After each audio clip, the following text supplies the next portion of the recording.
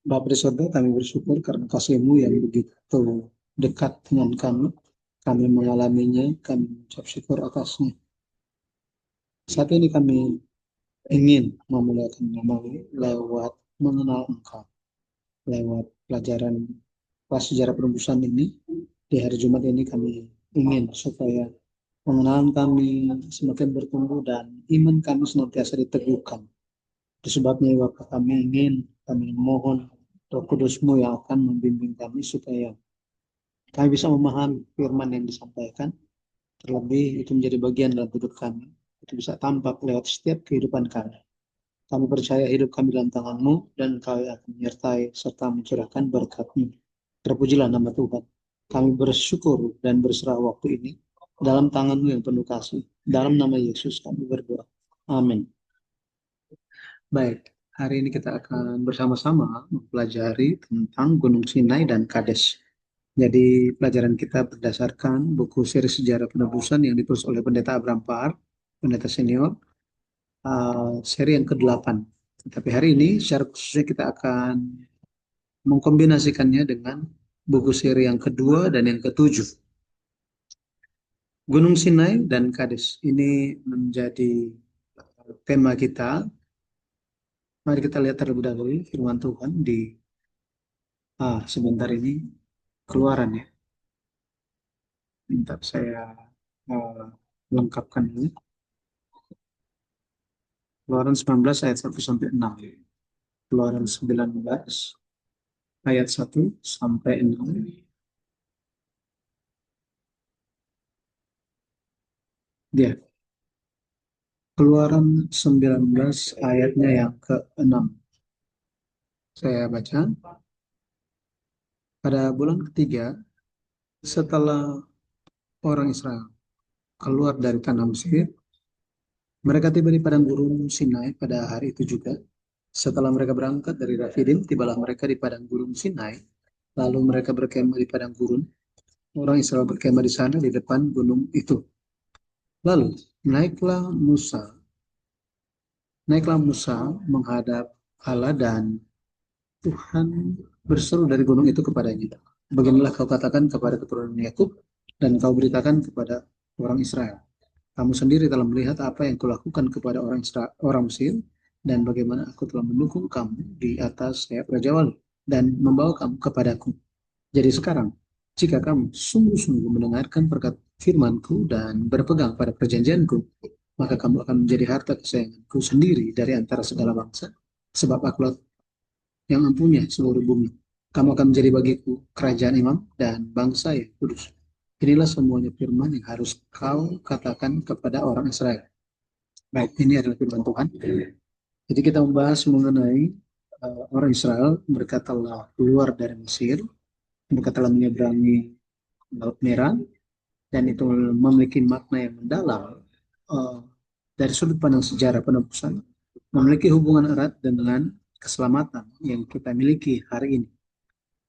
Orang Israel, mereka lanjut terus sampai ke Gunung Sinai dan selanjutnya menempuh perjalanan 40 tahun perjalanan di padang gurun.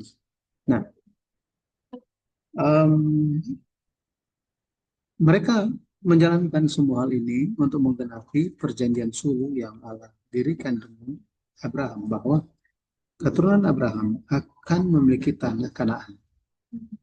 Nah, dari sudut pandang sejarah penebusan, kita bisa memahami bahwa ketika orang Israel dibebaskan dari perbudakan Mesir, mereka kemudian uh, melewati 42 perkemahan di padang gurun. Setelah itu mereka masuk ke dalam Kanaan. Ini memberikan gambaran kepada kita bahwa orang yang percaya, kita semua telah ditebus dari dunia yang telah jatuh dosa. Setelah itu kita menjalani kehidupan gereja. Dan akhirnya kita dipersiapkan untuk masuk ke tanah janji, yaitu surga. Maka semua proses ini merupakan proses penggenapan perjanjian sulh. Ini menggambarkan perjalanan orang percaya menuju surga. Jadi ini merupakan gambar.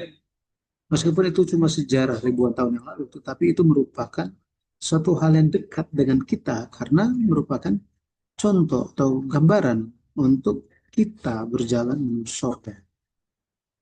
Baik, ini saya ambil dari seri yang kedua, ini tentang Eksodus dari Mesir dan perjalanan di padang gurun. Inilah perjalanan orang Israel selama 40 tahun.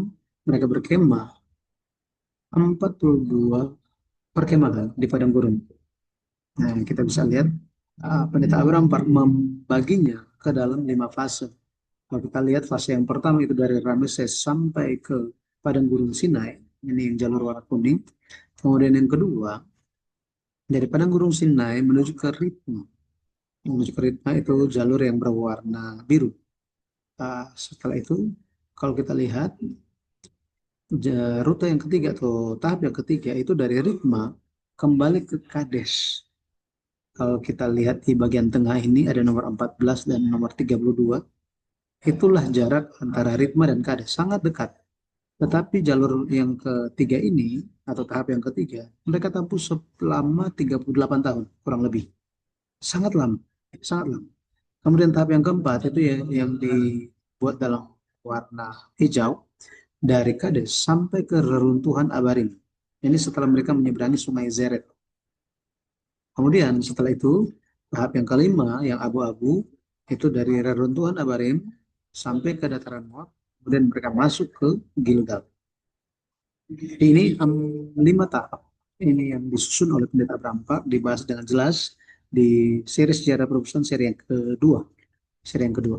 Nah, kalau kita lihat, orang Israel pada akhirnya mereka sampai ke Gunung Sinai. Nah, Gunung Sinai ini memiliki hubungan erat dengan tujuan Eksodus. Memiliki tujuan erat dengan tujuan apa? Eksodus. Karena ada 3 tujuan utama dari Eksodus. Yang pertama itu adalah beribadah, mempersembahkan korban, kemudian mengadakan perayaan. Artinya apa? Setelah orang Israel itu dibebaskan dari perbudakan Mesir, Allah ingin mereka supaya mereka beribadah. Beribadah. Keluaran 3 ayat 12. Lalu firman-Nya, bukankah aku akan menyertai engkau? Inilah tanda bagimu bahwa aku yang mengutus engkau. Apabila engkau telah membawa bangsa itu keluar dari Mesir, maka kamu akan beribadah kepada Allah di gunung ini.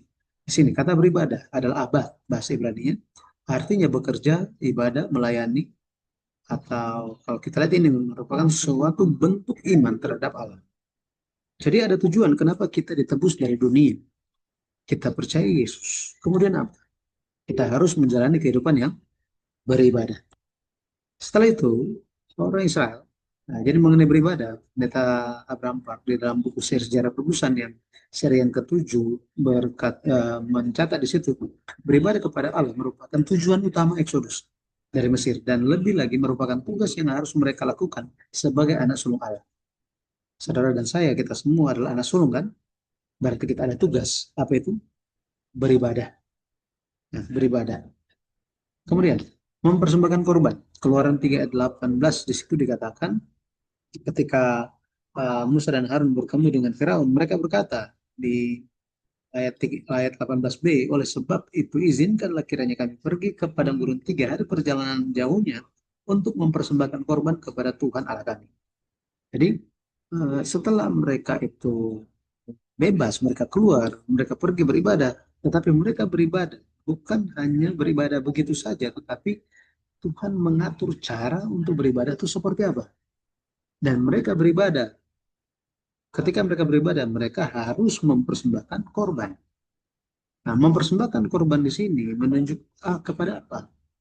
Mempersembahkan korban menunjuk kepada bagaimana umat Tuhan itu menjadi rendah hati dan mereka bersandar kepada Tuhan dan senantiasa bersyukur. Nah, makanya hari ini kita sebagai umat Tuhan, setelah kita menerima penebusan di dalam nama Yesus, kita beribadah. Dan ketika kita beribadah, kita memberikan persembahan sebagai syukur kita di hadapan Tuhan. Kita memberikan pengakuan bahwa dialah yang menjadi sumber kehidupan kita. Nah, jadi di dalam buku uh, yang ketujuh, Data Senior menyatakan lewat pekerjaan kedaulatan Allah, segala hewan dipisahkan dan dikuduskan untuk beribadah kepada Allah. Jadi ada hal-hal yang dikhususkan, yang dikuduskan bagi kita untuk kita persembahkan kepada Tuhan. Ya, kalau dalam kehidupan gereja, misalnya persembahan syukur, perpuluhan, hal-hal yang seperti itu. Nah, yang ketiga, tujuan dari Exodus adalah mengadakan perayaan. Keluaran 5 ayat 1 di situ dikatakan, kemudian Musa dan Harun pergi menghadap Firaun lalu berkata kepadanya, beginilah firman Tuhan Allah Israel, biarkanlah umatku pergi untuk mengadakan perayaan bagiku di padang gurun. Kata perayaan di sini menunjuk kepada sukacita atau memiliki arti sukacita, menari, memperingati, berputar-putar atau rotasi. Nah, ini menunjuk kepada festival yang berulang secara periodik. Nah, contoh yang paling sederhana itu adalah hari Sabat. Hari Sabat itu Tuhan tetapkan untuk mereka senantiasa rayakan setiap minggunya. Hari ini kita menjaga hari Tuhan kan. Nah, ini membuat kita apa? Senantiasa ingat siklus ini. Kemudian ada Paskah, ada kebangkitan, ada Pentakosta. Hal-hal seperti itu yang diajarkan di dalam Alkitab supaya apa? Supaya kita bersuka cita dalam Tuhan dan kita memahami makna yang mendalam lewat hari-hari raya tersebut. Yohanes 4 ayat 24 di situ dikatakan, jadi pada akhirnya apa yang Allah ingin dari kita? Allah itu roh dan barang siapa menyembah dia harus menyembahnya dalam roh dan kebenaran. Jadi ketika kita menyembah Tuhan harus dalam roh dan kebenaran. Kita benar-benar harus mempersiapkan hati kita untuk beribadah di hadapan Tuhan. Itu anak sulung. Kalau anak bungsu atau anak yang berikutnya, mereka hanya ya datang-datang saja tanpa memahami. Anak sulung itu harus memahami tujuan ibadah itu apa. Ada tanggung jawab.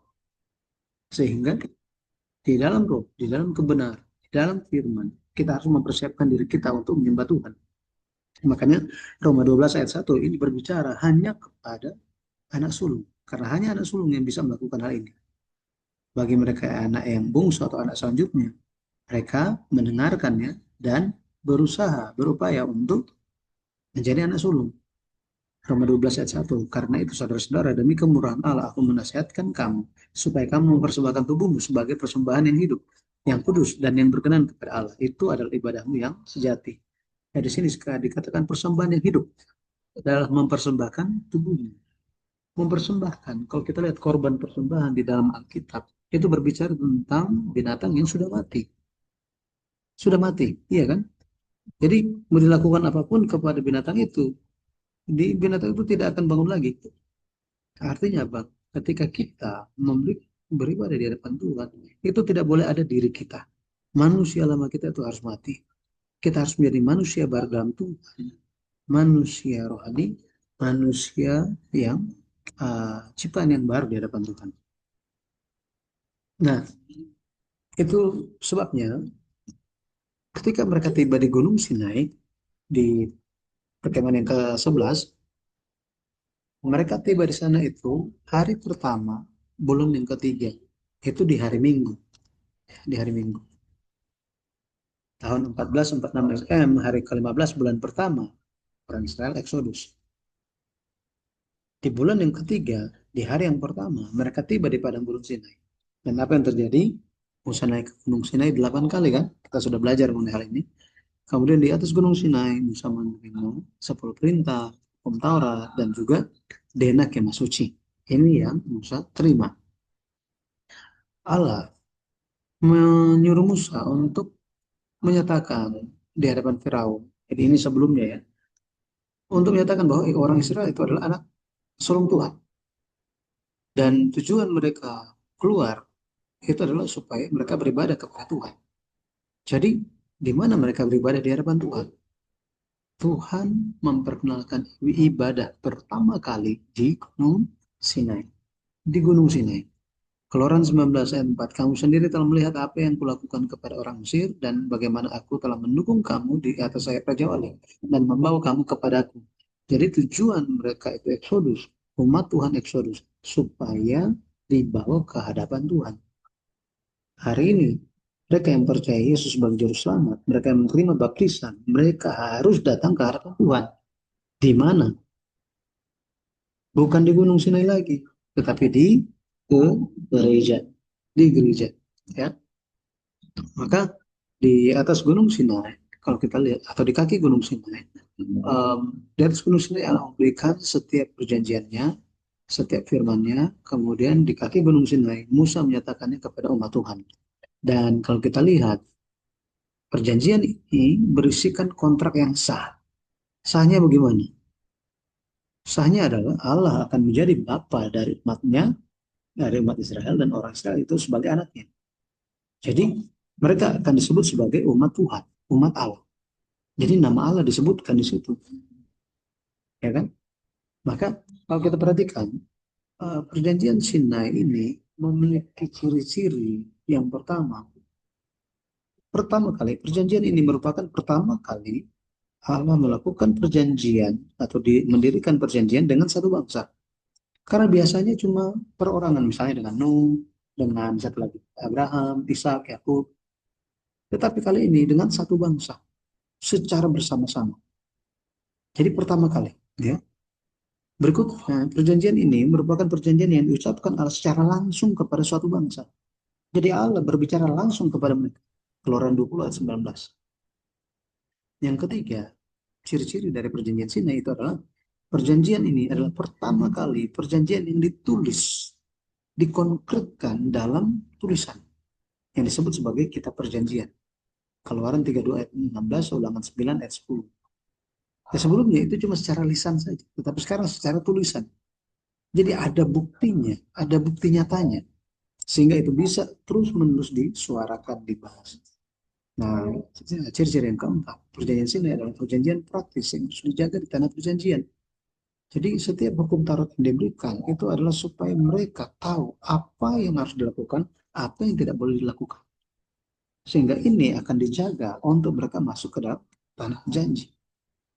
Karena perjanjian Gunung Sinai ini atau perjanjian Sinai bukan hanya berlaku ribuan tahun yang lalu saja, tetapi ini terus berlaku pada saat ini, bahkan sampai kita masuk dalam kemuliaan sorga. Mengapa demikian? Karena kita pada akhirnya menjadi bangsa, menjadi bangsa uh, pilihan Tuhan. Iya kan? Dan perjanjian itu telah diperluas bukan hanya kepada bangsa Israel, tapi kepada banyak bangsa.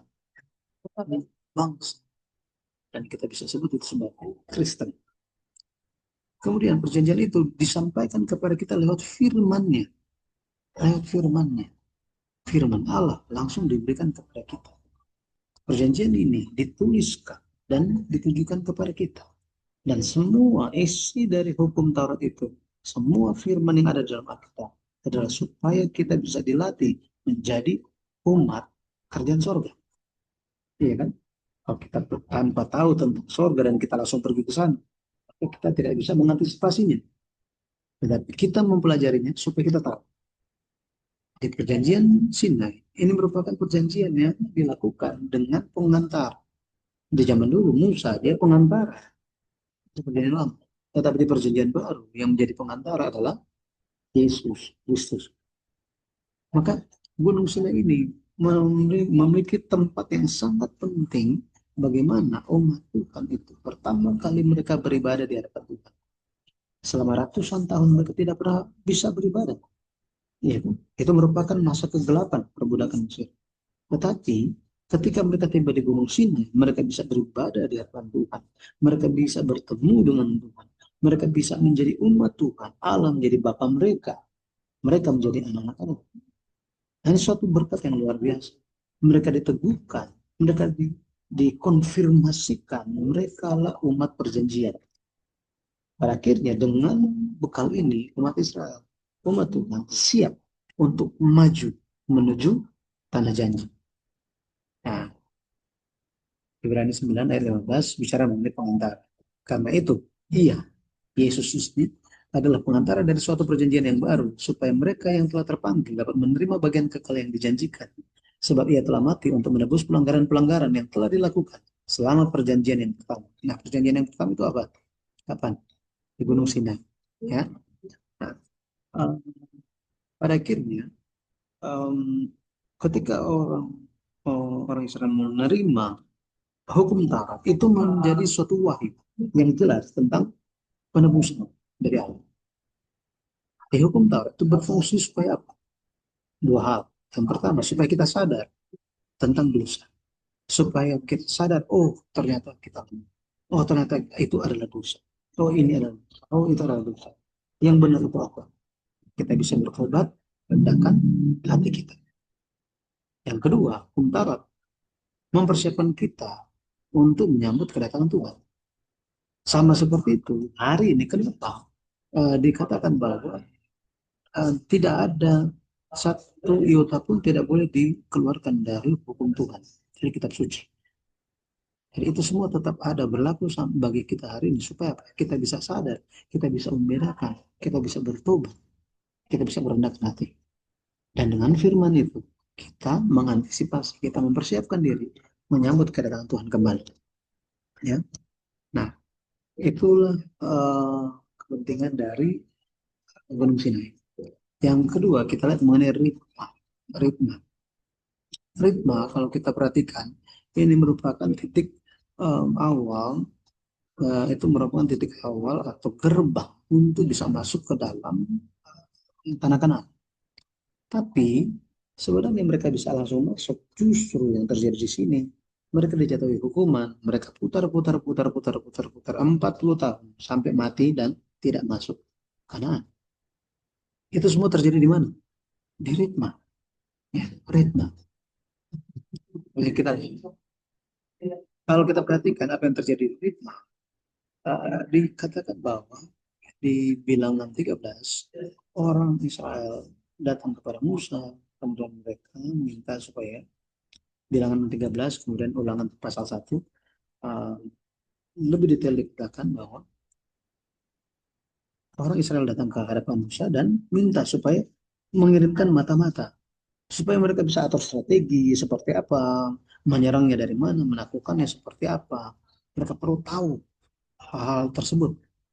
Tetapi sebenarnya Tuhan suruh mereka untuk apa?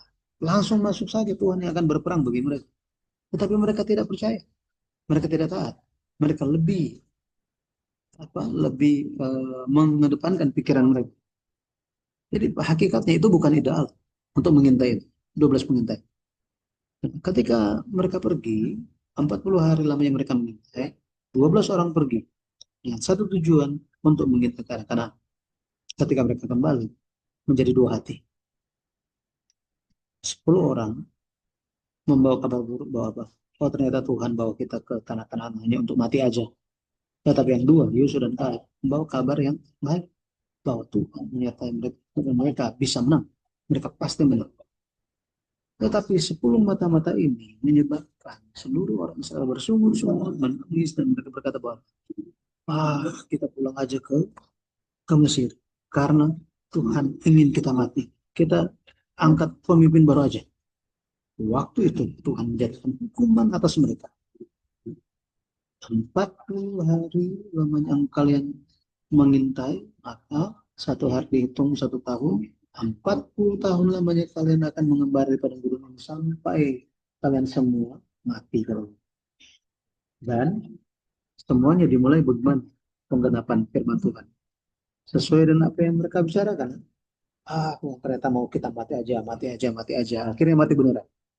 Keesokan harinya, 10 mata-mata yang memberikan laporan yang negatif, mati. Bilangan 14, 34, sampai 37 nanti bisa lihat. Sangat tragis.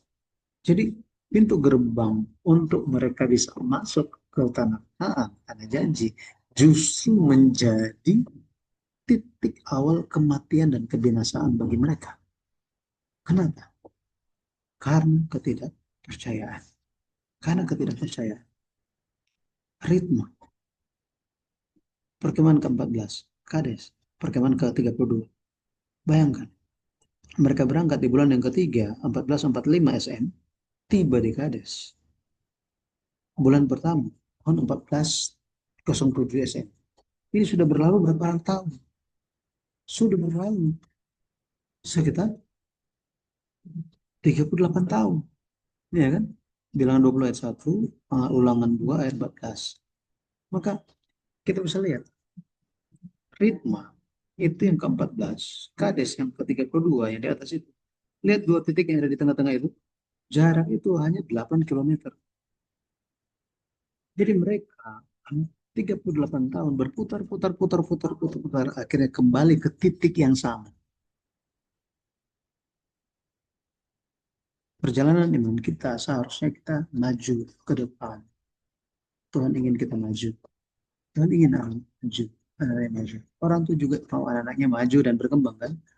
Tuhan pun sama. Akan tetapi karena ketidakpercayaan, karena ketidaktaatan kepada firman, pada akhirnya hanya berjalan-jalan di tempat yang sama. Berputar-putar, putar-putar, pada akhirnya kembali ke titik yang sama. Tidak ada kemajuan dalam iman, tidak ada kemajuan dalam pengenalan akan Tuhan. Sia-sia semuanya. Jadi kita perlu berdoa supaya kita bisa maju bersama dengan Tuhan. Dan maju bersama dengan Tuhan itu perlu maju di dalam pengenalan akan Tuhan. Cari tahu kehendak Tuhan itu apa. Di saat yang bersamaan iman kita diteguhkan, diteguhkan. Lokasi berdekatan, hanya 8 kilometer antara Ritma dan Kades. Mereka berkelana, mengembara 38 tahun, kembali ke tempat yang sama. Dan di Kades, hal yang pertama terjadi setelah 38 tahun itu apa? Miriam mati. Mereka begitu shock umat itu. Kenapa? Dari antara tiga pemimpin, Musa, Harun, Miriam, Miriam mati. Bayangkan, Nabiah itu Nabiah pertama yang dicatat dalam Alkitab. Sangat dahsyat. Karena apa? Karena dosa ketidakpercayaan dan ketidaktaatan. Itu sebabnya ritma. Ritma itu arti nama ritma adalah terikat, tertambat. Orang Islam, umat Tuhan, mereka masih hati mereka, pikiran mereka masih terikat dan tertambat kepada Mesir. Makanya mereka tiba-tiba ada sesuatu yang terjadi, ingin kembali ke Mesir, ingin kembali ke Mesir, ingin selalu kembali ke Mesir. Jadi hati mereka itu terikat dengan Mesir. Dan ikatan ini harus diputuskan. Dan untuk memutuskan ikatan itu perlu berapa lama? 38 tahun. Bayangkan, lama sekali ya? Lama sekali. Pada akhirnya mereka tiba di tempat yang sama, yaitu Kades. Jaraknya telah hanya 8 kilometer dari Ritma ke Kades. Arti nama Kades adalah tempat yang dibedakan dengan Kudus. Kades. Jadi saudara, kehidupan kita benar-benar harus menjadi Kades. Harus dipisahkan. Dengan demikian kita bisa menjadi kudus. Dengan demikian kita bisa dipersiapkan untuk maju. Maju ke tanah janji dan menggenapi perjanjian sorga. Hari ini, Kades pada akhirnya menjadi titik bagi kita. Titik yang sangat penting. Kiranya kita tidak melupakan hal firman yang telah kita terima di Gunung Sinai. Biarlah kita tidak menjadi ritma, tetapi kita menjadi Kades. Kita menjadi orang kudus yang dipersiapkan untuk masuk dalam kerajaan Tuhan, sorga. Di dalam nama Yesus saya berdoa. Amin. Semoga bisa dipahami pelajaran hari ini mengenai Gunung Sinai dan Kades. Jadi jika Gunung Sinai itu merupakan tempat kita menerima teorinya, Kades, Ritma atau Kades itu menjadi tempat apa? Praktek. Ya, belajar firman, belajar iman, kemudian laksanakan iman kita. Kiranya kita bisa melaksanakan iman kita, dengan demikian kita dilihat sebagai orang yang sempurna. Karena iman kita disempurnakan lewat perbuatan iman kita. Tuhan Yesus memberkati. Amin. Baik, sampai di sini bisa dipahami.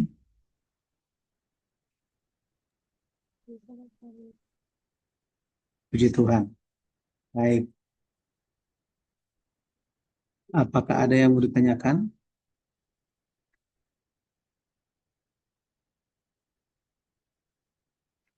Cukup Pak Salis. Baik, baik kalau begitu. Jika ada lagi yang lain, nanti bisa WA ke saya atau di grup, ya. Nanti kita bisa bicarakan lagi. Oke, terima kasih. Mari kita tutup dengan doa Bapa kami. Bapa kami yang di surga, dikuduskan namamu, datanglah kerajaanmu, jadilah Tuhan di bumi seperti di surga. Berikanlah kami pada hari ini makanan kami yang secukupnya, dan ampunilah kami akan kesalahan kami, seperti kami juga mengampuni orang yang bersalah kepada kami. Dan jangan membawa kami ke dalam pencobaan, tapi lepaskanlah kami dari jahat. kawan-kawan punya kerajaan, kuasa dan kemuliaan sampai selama-lamanya. Amin. Terima kasih. Tuhan memberkati semuanya. Terima kasih Terima besar. kasih pada Tuhan memberkati. Terima kasih. Terima kasih.